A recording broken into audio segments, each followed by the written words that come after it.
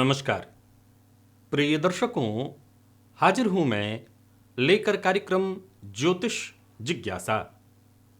एक ऐसा कार्यक्रम जहां मैं आपकी जन्म कुंडली से संबंधित प्रश्नों का जवाब देता हूं, शांति करता हूं जिज्ञासाओं की जो निरंतर आपके मन में उत्पन्न हो रहे हों। तो चलिए बिना विलंब किए ये कार्यक्रम प्रारंभ करते हैं।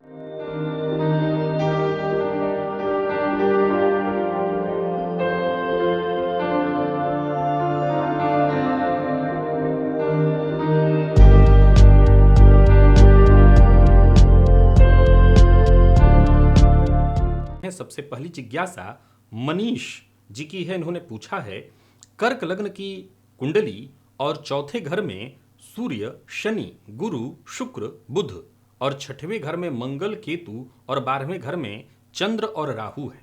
कर्ज बढ़ गया है, प्रॉपर्टी लेने में क्या उपाय करना होगा? जी कुछ नहीं, क्योंकि कर्ज से मुक्ति नहीं मिल सकेगी। कारण है मंगल कुंडली के षष्ठ से संबंध बनाए हुए हैं।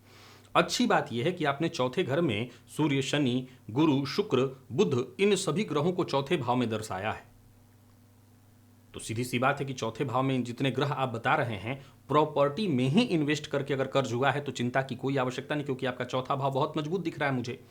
अब चौथा भाव मजबूत है और छठवें भाव में मंगल आप बता रहे हैं, तो छठवें भाव में मंगल होने का मतलब है कि एक बार कर्ज हो जाए तो कर्ज से मुक्ति नहीं मिल पाती। सवाल होता है कभी नहीं मिल पाती? नहीं, बिल्कुल मिल जाती है, लेकिन चूंकि गलत मद में जाता तो ज्यादा चिंता की बात थी। सो आपको इसके लिए घबराने की आवश्यकता नहीं है। पहला पॉइंट, कुछ न करने का मतलब ये कहने का है कि आप घबराइए मत, ये कोई बहुत चिंता की बात नहीं है। अब सुनिए, मान लिया जाए कि आपकी कुंडली में कर्ज योग तो है ही, इससे मुक्ति का सबसे सरल तरीका है कि आराधना करिए, माँ भगवती की आराधना करिए। अभी दिनों में लगातार मैंने बहुत सारे लक्ष्मी जी के प्रयोग बताए हैं। इसके अलावा अगर देखा जाए तो अक्षय नवमी का प्रयोग मैंने बताया। ये सारे प्रयोग तो इसीलिए मैंने बताए थे ताकि माँ लक्ष्मी की कृपा आपको विशेष रूप से मिल सके। आपने गलत दिशा में इन्वेस्टमेंट नहीं किया हुआ, दिशा आपकी सही है, सो चिंता करने की आवश्यकता नहीं है। कर्ज अगर ज़्यादा भी हो जाए तो आप चिंतित मत होइएगा उसके लिए। हरि शंकर जी ने पूछा है, मेरा छठा भाव प्रबल है और लग्न कमजोर, तुला लग्न, शुक्र गुरु युति धन भाव में, शुक्र महादशा प्रारंभ हो गई है, मैं ऋण और शत्रु आदि से परेशान हूं, क्या उपाय करूं? मेरा छठा भाव प्रबल है और लग्न कमजोर, तुला लग्न, शुक्र गुरु युति जो है वो धन भाव में। देखिए, जैसा आपने मुझे बताया कि आपका लग्न कमजोर पड़ रहा है, लेकिन गुरु शुक्र की युति कुंडली में कहीं भी बने, मैंने हाल फिलहाल के दिनों में भी लगातार इस सूत्र को बताया, ये लक्ष्मी योग है। अब बारी आती है कि जब षष्ठ भाव ही किसी का बहुत प्रबल हो। देखिए, एक बात तो तय है कि जोखिम भी वही ले सकता है, ध्यान से सुनिएगा, जोखिम भी वही व्यक्ति ले सकता है जिसका लग्न बली हो। लग्न कमजोर हो तो जोखिम भी नहीं उठाया जा सकता, जोखिम भी उठाने में लग्न ही सहयोगी होगा। फिर कुछ नहीं, आप अपने लग्न को बलि करिए। लग्न गुरु के साथ ही शुक्र की युति है, तो गुरु शुक्र की युति होने से लग्न को बलि किया जा सकता है। आप लग्न को बलि करिए, शुक्र के उपाय करिए, कबूतरों को दाना डालिए, सफ़ेद वस्त्र धारण करिए, साफ सुथरा रहा करिए, परफ्यूम इत्यादि का इस्तेमाल करिए, शुक्र के मंत्र का जप करिए, स्त्री वर्ग का सम्मान करिए, आप अपने शुक्र को बलवान करिए। शुक्र बलि हो जाएगा तो आपके छठे भाव के बलि होने से कोई टेंशन नहीं, तो आपके लिए वरदान सिद्ध होगा। हमेशा याद रखिए कि कुंडली का छठा भाव ज्योतिषीय दृष्टिकोण से देखें तो एकमात्र ऐसा भाव है जिसके स्वामी जहां जाकर के बैठेंगे उस भाव में परेशानी उत्पन्न करेंगे। लेकिन असल में देखें तो छठा भाव वो घोड़ा है जिस पर अगर सही लगाम लगा ली जाए तो ये रथ को उस जगह पर लेकर के, मन इच्छित जगह पर ले जाकर के रोकेगा, पहुंचाएगा, और इतनी तीव्र गति से पहुंचाएगा जहां की बाकी कोई और सवारी और वाहन साधन से हम नहीं पहुंच सकते हैं। यूं समझ लीजिए कि ये वो घोड़ा है जिस पर लगाम होनी चाहिए, तो लगाम लग्न ही लगा सकता है। लग्न को बलि करेंगे तो षष्ठ भाव का बलि होना तो वरदान है। फिर अब शत्रु इत्यादि से परेशान है, लग्न को बलि करिए, वाणी पर थोड़ा नियंत्रण रखिएगा। संगीता पांचाल है, इन्होंने पूछा है, मेरी वृषभ लग्न की कुंडली में बुध और गुरु पंचम भाव में, तो क्या मैं बुध का रत्न धारण कर सकती हूँ? वृषभ लग्न की कुंडली में बुध और गुरु पंचम में, सीधी सी बात है कि वृषभ लग्न की कुंडली है तो वृष, मिथुन, कर्क, सिंह, कन्या, स्वगृही है बुध, और वो भी आपने कहा गुरु के साथ पंचम में बुध और गुरु की युति, रुद्र योग अत्यंत श्रेष्ठ है। आप 100% पन्ना धारण करिए, कहीं कोई दिक्कत नहीं है, तो कोई दिक्कत ही नहीं, बल्कि बड़े प्रेम से आप पहनिए। और आयुष जी ने पूछा है, मिथुन लग्न में सूर्य की दशा कैसी जाएगी अगर सूर्य एकादश भाव में बाल अवस्था के हों तब और वर्ग उत्तम भी हों। एकादश भाव में 4 ग्रह भी हैं, शनि मंगल गुरु और सूर्य भी साथ साथ बैठे हैं। मैं आपको बता दूं कि मिथुन लग्न की कुंडली में सूर्य तृतीय भाव के स्वामी होते हैं, तो तृतीय भावपति बनकर के लाभ भाव में जाना कोई खराब नहीं, और वो भी उच्च राशि में जाकर के बैठे हैं तो बढ़िया है। सूर्य की दशा बहुत खराब नहीं जाती है। हाँ, सूर्य चूंकि छठे से छठा हो गए हैं, यहाँ पर ध्यान से समझिए। अब छठे से छठा होकर के आपने बताया कि 3 ग्रह और भी बैठे हैं, और वो 3 ग्रह आपने कौन कौन बताया, तो आपने कहा कि शनि मंगल गुरु भी वहां पर बैठे हुए हैं। तो शनि और सूर्य मंगल के वहां होने से हड्डियों में दुर्घटना, चोट चपेट, एक्सीडेंट की स्थिति, विशेष करके ये सारी समस्याएं, ये चोट चपेट की घटनाएं सर से संबंधित हों, इसकी संभावना बढ़ जाती है। तो आपको जरा इनका ध्यान रखना होगा, चोट चपेट की घटना न हो। विशेष करके मंगल शनि की युति पंचम पर भी दृष्टि पड़ रही है, और अगर आप यहाँ पर देखें तो पंचम पर इनकी दृष्टि पड़ रही है, और सूर्य भी पंचम में अगर देखें तो गुरु पंचम के कारक होकर के वहाँ दृष्टि डाल रहे हैं। पेट इत्यादि से संबंधित कोई परेशानी न हो। बाकी ऐसे सूर्य की दशा आपके लिए लाभप्रद है, धनदायक है, कोई दिक्कत नहीं है। अविनाश कुमार ने पूछा है, मेष लग्न दूसरे भाव में राहु, तीसरे भाव में शनि चंद्रमा की युति, चलित में चंद्रमा, चतुर्थ भाव में, पंचम भाव में गुरु सूर्य शुक्र युति, और षष्ठ में बुध, अष्टम भाव में केतु तथा एकादश में वक्री मंगल। वर्तमान में शनि की महादशा में राहु का अंतर चल रहा है। भविष्य कैसा रहेगा और कौन सा रत्न धारण करना उचित रहेगा। मेष लग्न दूसरे भाव में आपने बताया है राहु, तीसरे भाव में शनि चंद्रमा की युति, लेकिन आपने ये प्रूव किया है कि शनि चंद्रमा की युति होकर के भी चंद्रमा चलित में फल चतुर्थ का दे रहे हैं। लेकिन मैं आपको बता दूं कि यहाँ पर फल दे भी रहे हो तब भी विषयों की गणना होगी, मानसिक अशांति और परेशानी की स्थिति रहेगी। आगे आपने कहा है कि पंचम भाव में गुरु, जो कि बहुत बढ़िया है, गुरु सूर्य शुक्र युति, षष्ठ में बुध, और अष्टम भाव में आपने बताया है केतु। अष्टम का केतु भी हालांकि पाइल्स रोग देता है लेकिन आकस्मिक धन लाभ भी कराता है। और बाकी एकादश में वक्री मंगल आपने कहा है। वर्तमान में शनि की दशा चल रही है। देखिए, लाभेश की दशा चल रही है, दशमेश की दशा चल रही है, और शनिदेव की जो बात अगर मैं आपकी कुंडली के लिए करूं तो आपने शनि को तीसरे भाव में बताया है। देखिए, इस लग्न के लिए शनि कारक ग्रह नहीं है, फलतः चंद्रमा के साथ होने के चलते मानसिक अशांति तो अवश्य देंगे। इसमें आपके लिए कहीं कोई दो मत नहीं कि मानसिक रूप से अशांत करेंगे। और शनि की तीसरी दृष्टि पंचम भाव पर भी पड़ रही है, जहां की आपने बताया है कि पंचम में गुरु सूर्य शुक्र सबकी युति बनी हुई है। तो इन पर दृष्टि के चलते थोड़ा स्वास्थ्य में भी परेशानी आपको आने वाली है। तो स्वास्थ्य का अपने ख्याल रखिए, खान पान पर नियंत्रण रखिए। बाकी शनि की दशा चूंकि लाभेश होकर के तीसरे भाव में बैठे, और तीसरे के शनि कारक होते हैं, कारक होने के चलते अभी बीते दिनों एक सूत्र मैंने बताया था कि शनि कुंडली के तीसरे या छठवें में हो, राहु तीसरे या छठवें में, तो भी जातक को घटने वाली घटनाओं का पूर्वाभास होने लगता है। तो ये बहुत अच्छा योग भी है। तो आपको शनि की दशा से कोई चिंता करने की आवश्यकता नहीं। शनि की दशा आपके लिए लाभप्रद है, श्रेष्ठ है। बस यही है कि स्वास्थ्य का आपको ख्याल रखना है। रत्न धारण की बात अगर आप मुझसे पूछ रहे हैं तो देखिए, रत्न धारण के लिए कुंडली की सारी स्थितियों को समझना होगा। आपने जितना मुझे बताया है उसके आधार पर मैं तो कोई भी रत्न तय नहीं कर सकता और किसी भी रत्न के पक्ष में नहीं जाऊंगा, क्योंकि आपने पंचम भाव में जैसा मुझे बताया कि गुरु सूर्य बैठे हैं, तो सूर्य का रत्न पंचम में है, तो मेष लग्न के लिए सूर्य सर्वाधिक योग कारक ग्रह हैं। आपको माणिक्य धारण कराया जाना चाहिए, परंतु शनि की दृष्टि सूर्य पर होने के कारण मैं माणिक्य भी नहीं कह सकता हूं। तो मेरे हिसाब से तो मैं कोई रत्न नहीं कहूंगा। बस आराधना करिए, भगवान की आराधना करिए, भुवन भास्कर की आराधना करिए, भगवान श्री हरि विष्णु की आराधना करिए, वो आपके लिए श्रेष्ठ होगा। शालिनी पवार ने पूछा है, सिंह लग्न की कुंडली के दूसरे भाव में सूर्य 21 अंश, बुध 6 अंश के साथ, राहु 14 अंश के साथ, तीनों की युति, हम अपनी बुद्धि तेज करने के लिए क्या उपाय करें।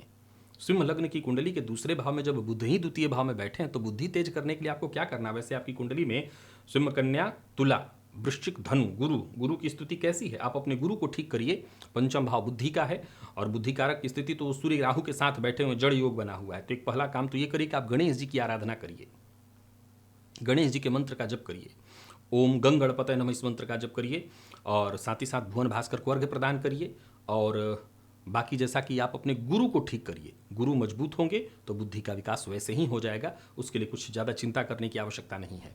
तो ये इतना ही कर लीजिए, रिजल्ट इससे मिल जाएगा। राजीव शाह ने पूछा है, मीन लग्न, और इन्होंने जो लिखा है जिसके आधार पर मैं प्रश्न तो चुन लिया गया है, उसका जवाब दे देता हूं, पर कहीं आपका वो मतलब न हो, असली ज्योतिषीय मतलब हो। इन्होंने लिखा है 1 में चंद्रमा, 5 में मंगल। अब ये 1-5 गणना वाला है या मीन लग्न है, तो 1 का मतलब यहां मैं लग्न में चंद्रमा को गिनूं। देखिए, इस तरह के प्रश्न कई बार कंफ्यूजन खड़ा कर देते हैं। ज्योतिष शास्त्र के दृष्टिकोण से 1 का मतलब लग्न होता है।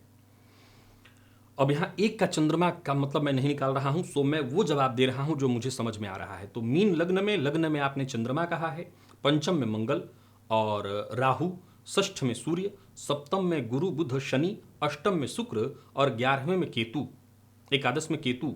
शुक्र की महादशा मार्च 2024 से लग रही है, कैसा फल मिलने वाला है आपने पूछा है, और आपने बताया है कि शुक्र अष्टम में बैठे हुए हैं। देखिए, मीन लग्न की कुंडली के लिए सर्वाधिक कारक ग्रह नहीं है शुक्र, ये बात आपको पता होना चाहिए इस लग्न के लिए। बल्कि मैं यही कहूंगा कि शुक्र अकारक ग्रह हैं। अभी आप बीते दिनों एक ज्योतिषीय मैंने कार्यक्रम अपना बनाया था, उसको आपने देखा हो अगर, तो शुक्र की चर्चा मैंने वहाँ पर की थी मीन लग्न में भी। तो मीन लग्न में जो शुक्र की चर्चा की थी, तो मैंने यही कहा था कि शुक्र इस लग्न के कोई बहुत कारक ग्रह नहीं है। अष्टम में जाकर के शुक्र जो बैठे हुए हैं, तो यहाँ साधारण स्थिति है शुक्र की, बहुत खराब तो नहीं कहूँगा। अब बात शुक्र की दशा की ही आ जा रही है, तो शुक्र की दशा जब चलेगी तो आपके लिए, अब ये जरूर मैं कहूँगा, आपने जैसा मुझे बताया है कि शुक्र को आपने अष्टम में जो बताया, आपके गुरु का बल कैसा है।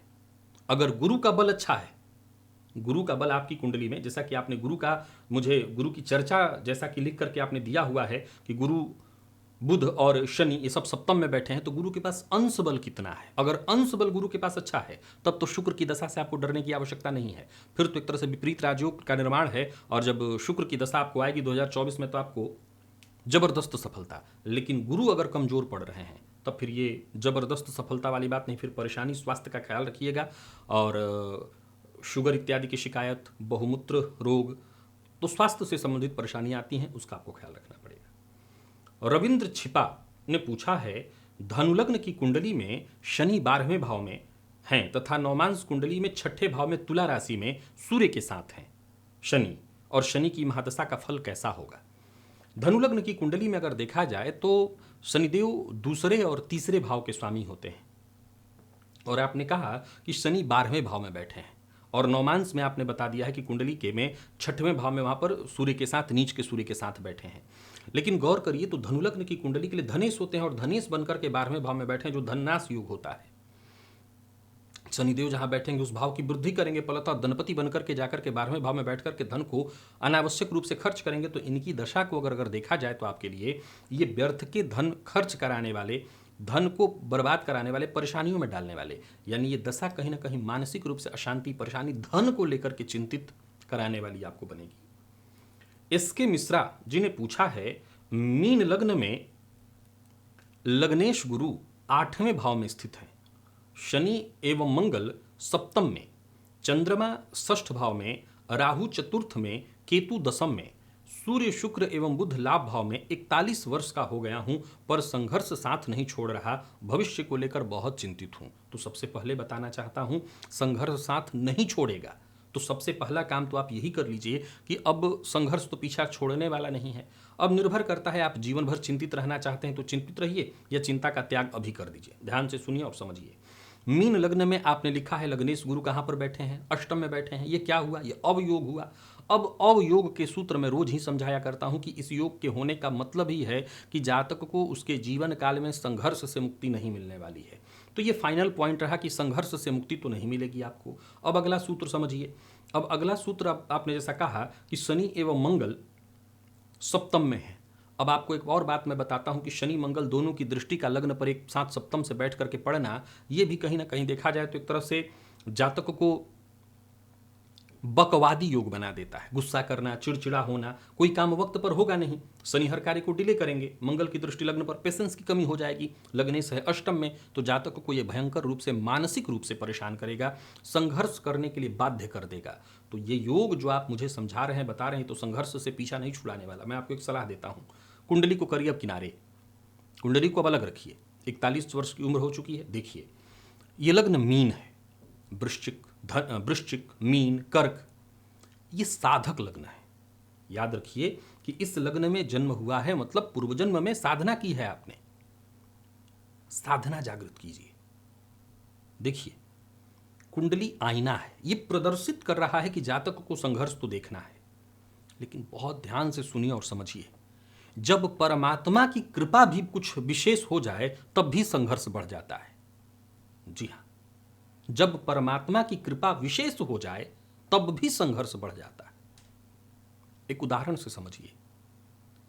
एक राज्य में आप मुख्यमंत्री के सबसे करीबी अगर व्यक्ति हैं, तो जो दबाव आपके ऊपर होगा चुनाव के समय में, क्या उनके ऊपर भी होगा जो मुख्यमंत्री के इतने करीब नहीं हैं, पार्टी के सदस्य हैं पर मुख्यमंत्री के इतने करीब नहीं हैं। अगर मुख्यमंत्री आपसे ही पूछ पूछ करके चल रहे हों, तो क्या आपके ऊपर दबाव किस लेवल तक बढ़ जाएगा। जब परमात्मा की कृपा बढ़ती है, यानी वो अपने से जोड़ते हैं, तो भी जातक का संघर्ष, प्रेशर, टेंशन बढ़ जाता है। तो ये लग्न जो है, कहीं ना कहीं अगर देखा जाए तो साधक लग्न है। साधना से जुड़ जाइए, साधना कीजिए। लग्नेश अष्टमस्थ हैं, साधना में ही आपका जीवन है। अब सवाल ये उठता है कि शास्त्री जी, साधना तो मैं कर लूं, लेकिन मेरे पीछे परिवार है, पत्नी है, बच्चे, उनका क्या? उनका पेट भी साधना से भरूंगा? देखिए, विश्वास हो तो साधना से 100% भर सकते हैं, लेकिन चूंकि आज के समय में लोगों को विश्वास नहीं है। मैं एक उदाहरण दिया करता हूं कि जितना विश्वास हमें अपने बार्बर पर, नाई पर है, उतना भी भरोसा हम भगवान पर नहीं करते हैं। नाई के सामने अपना गला रख देते हैं उसके छुरे की धार पर, उतना भी भरोसा हमें भगवान पर नहीं है। पर भगवान पर भरोसा रखिए और साधना करिए, आपको आपके जीवन काल में 100% मार्ग साधना से मिलेगा। नंद किशोर पवार जी हैं, इन्होंने पूछा है, मेष लग्न, लग्नेश सूर्य और नौमेश गुरु की युति तीसरे भाव में, क्या यह राजयोग बन सकता है? बन सकता है नहीं, है। मेष लग्न में आपने कहा है कि सूर्य और गुरु की युति तृतीय में बनी हुई है और दोनों की दृष्टि नवम पर पड़ रही है। अद्भुत, दोनों के दोनों नवम के कारक हैं और गुरु की दृष्टि नवम पर पड़ जाए तो कहना ही नहीं, 100% ये राजयोग ही है।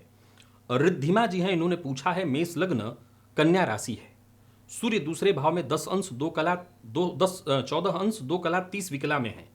छठे भाव में चंद्रमा और राहु की युति है। लग्न में बुध और मंगल की युति। 12वें भाव में केतु और शनि की युति। क्या मैं माणिक्य रत्न धारण कर सकती हूं? मेष लग्न, कन्या राशि, सूर्य दूसरे भाव में यानी कि वृषभ राशि में, छठवें भाव में चंद्रमा और राहु की युति, लग्न में बुध आपने बताया है और मंगल की युति। देखिए, लग्न में बुध और मंगल की युति कोई बहुत अच्छी नहीं मानी जाएगी, ये रोग कारक स्थिति है। और 12वें भाव में केतु, तो 12वें भाव का केतु तो अच्छा है और वो भी लेकिन शनि के साथ बैठा है, तो 12वें भाव में केतु शनि के साथ, उधर चंद्रमा राहु की युति। देखिए, आपके स्वास्थ्य के लिए कुंडली मुझे कोई बहुत अच्छी स्थिति तो नहीं बरसा रही है, बट आपका प्रश्न जो है मैं उतने का जवाब दे देता हूं। आपने प्रश्न पूछा है माणिक्य पहनने के लिए, तो देखा जाए तो आपने सभी ग्रहों का जिक्र तो कर दिया, आपने केतु शुक्र का जिक्र छोड़ दिया है लग रहा है। मेष लग्न, कन्या राशि, सूर्य दूसरे भाव में, छठवें भाव में चंद्रमा राहु, लग्न में बुध और मंगल की युति, 12वें भाव में केतु और शनि की युति। आपने शुक्र के बारे में ही नहीं बताया, जिसकी राशि में सूर्य बैठे और जिनका रत्न आप पहनना चाहती हैं। तो आपको रत्न पहनने की सलाह तो दे दूंगा, क्योंकि मेष लग्न की कुंडली के लिए सूर्य पंचमपति बनकर के जाकर के द्वितीय भाव में भाषण कला योग भी बना देते हैं, महाधन योग भी बना देते हैं। अगर शुक्र की स्थिति कहाँ है ये जरूर देख लेनी होगी, बाकी आप माणिक्य पहन सकती हैं। अमोल पाटिल ने पूछा है कि कुंभ लग्न में मंगल और बुध वक्री युति, अब इसमें बुध वक्री, अच्छा, कुंभ लग्न में मंगल और बुध वक्री आपने शायद लिखा है, दोनों की युति है। छठवें भाव में गुरु वक्री, 12वें भाव में, ये प्रश्न गलत है, कुंभ लग्न में मंगल और बुध वक्री युति, छठवें भाव में गुरु वक्री और 12वें भाव में मंगल, और मंगल की दशा चल रही है। कर्ज की समस्या है, कर्ज से मुक्त हो पाऊंगा या नहीं। कुंभ लग्न में मंगल और बुध,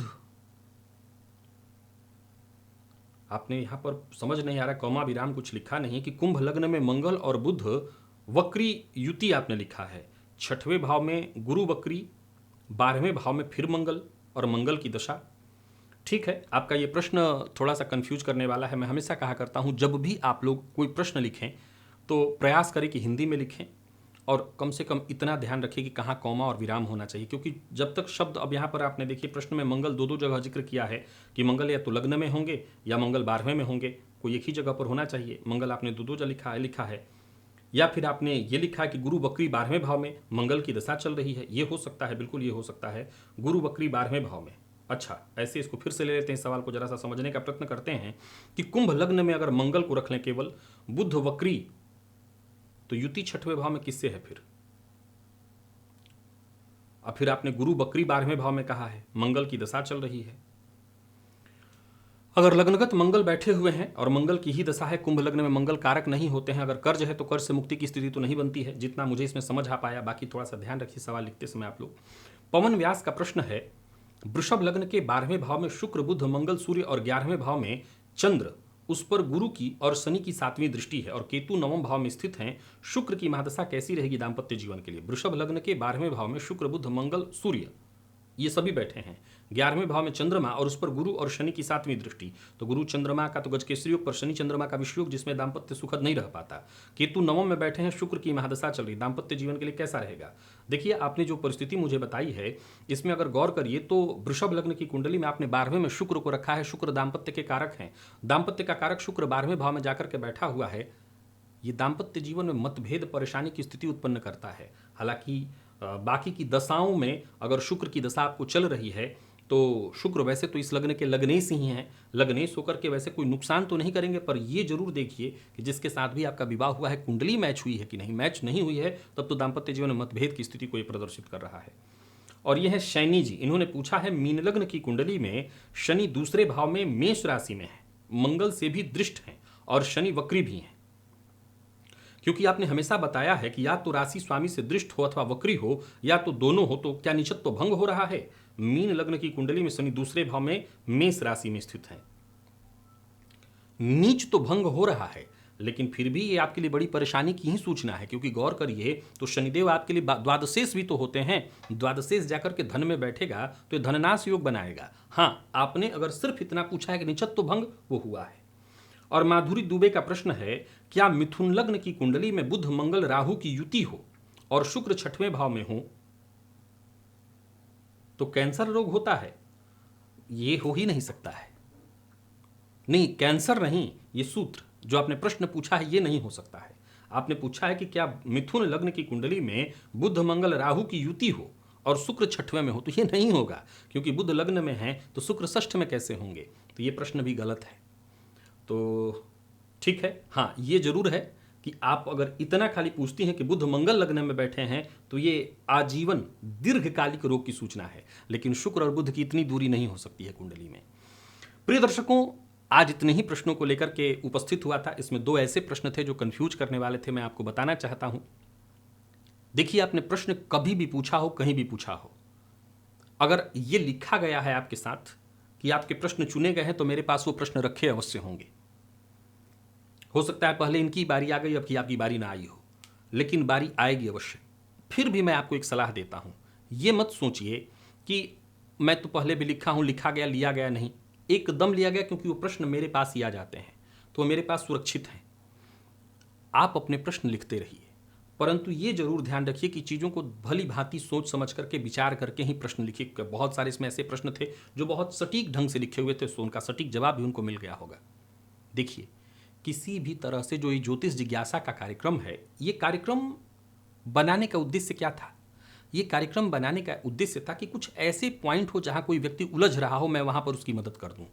आप सब पूरी की पूरी कुंडली ही रख देते हैं और उस बिना कुंडली को देखे मुझे सवाल का जवाब देना होता है। ये बहुत ही कठिन स्थिति होती है। फिर भी मैं आपको यही सलाह दूंगा कि अपने प्रश्न साफ ढंग से और कौमा विराम थोड़ा सा देख करके लिखेंगे तो मैं प्रश्न को समझ सकूंगा और उसका उस ढंग से, सही ढंग से जवाब दे सकूंगा। आज के लिए बस इतना ही। इजाजत दीजिए, पुनः मुलाकात होगी। तब तक के लिए नमस्कार।